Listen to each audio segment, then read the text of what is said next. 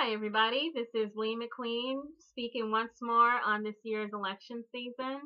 And I do want to say that Bernie Sanders is no longer going to Washington, D.C. He's in Washington, D.C. already. He's there to meet and greet and talk to the president about issues of the day. And I guess we can just about imagine what that conversation covered. And then after Barack Obama did endorse Hillary Clinton.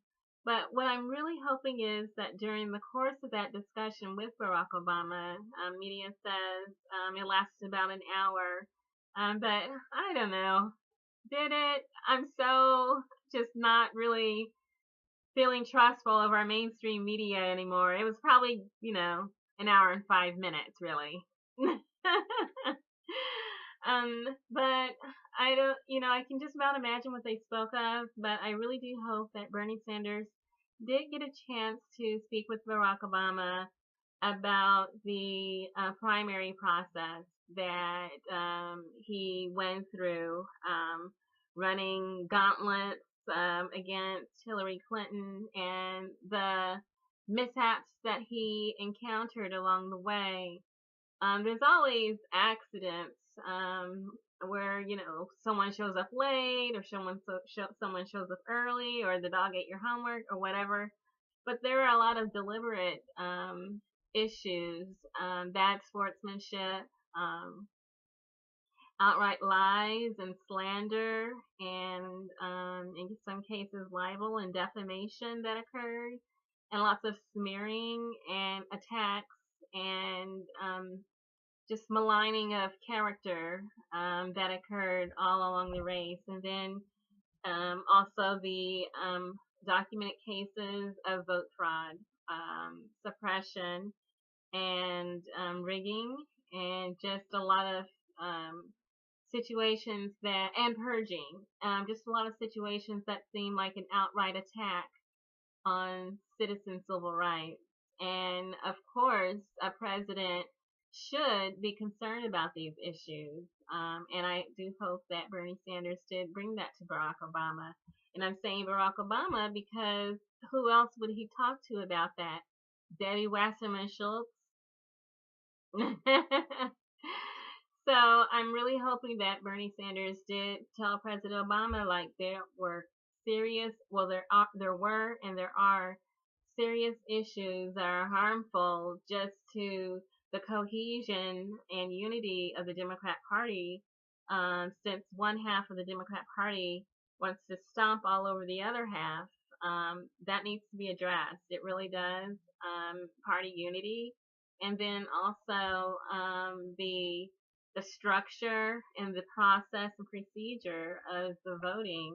We've seen so many stories in mainstream media. We've heard stories from people on the ground, secretaries of state who've chimed in on their serious issues with what happened with these machines, with what happened with the voter rolls, with what happened to our ballots, what would happen to the counting of the ballots. And so issues, issues, issues. Poll workers, volunteers, the voters themselves. We saw people who were actually treated like trash by their own party. And so Debbie Wasserman Schultz is rather unprofessional in her attitude towards Bernie Sanders and the supporters of Bernie Sanders. So, of course, he's not going to talk to Debbie Wasserman Schultz about things like this. Hopefully, he did bring these issues up to President Obama with some assurance that there will be remedies, and there do need to be remedies because it's actually threatening to break up the president's own political party if they are not addressed. So, they didn't invite me, so I hope that was addressed, but who knows? Maybe something similar was.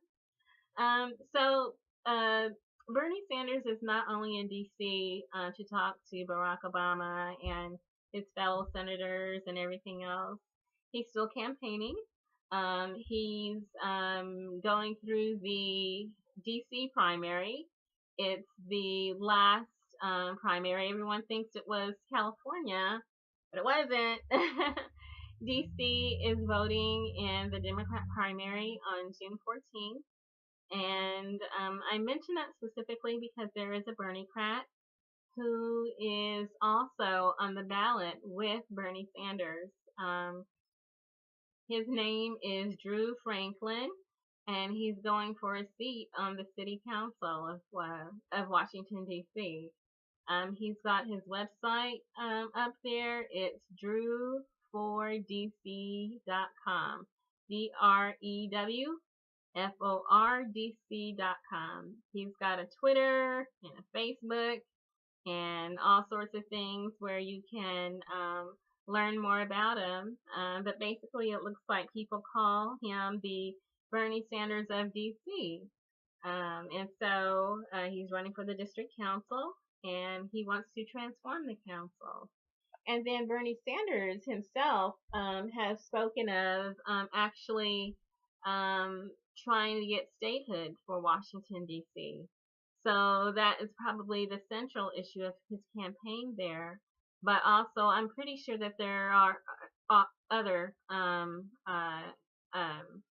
issues he wants to talk about to the people of DC: income inequality, social justice, environment, things that are concerned that have revealed themselves as major concerns all across America. I'm sure he wants to bring everything that he's learned in his 50-state journey across America, crisscrossing, and how many people has he talked to, how many lives has he touched.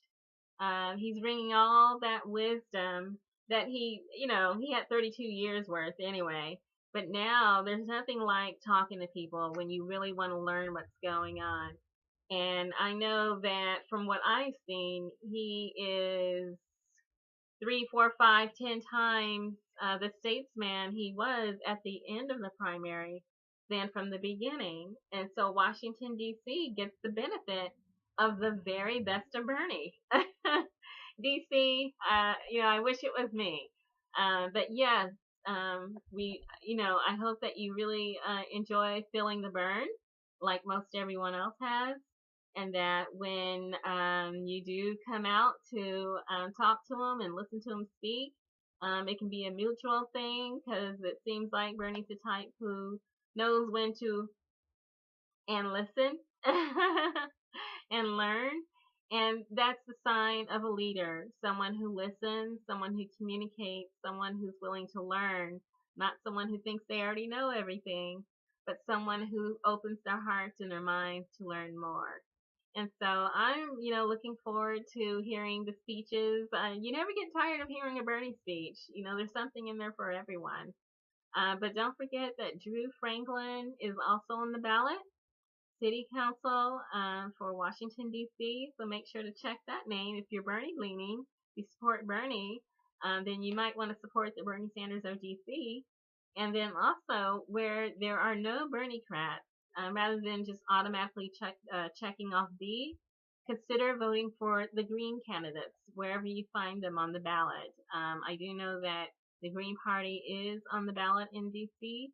I don't have the information in front of me to know specifically who's running, but if you do know and you want to examine their platform and then even go so far as to vote for them, I think that's a great thing, to have a strong third party pulling our country back towards the left. If we can just pull it back from the right, at least towards center and maybe a little bit further and then forward, I think that's a great thing. So looking forward to hearing more news about the election season, and waiting to see, as everyone else, what's going to occur the rest of the way towards the actual voting of the superdelegates, July 25th, when we'll know finally who's actually the winner, who's going to get the nomination. Okay, so see you the next time.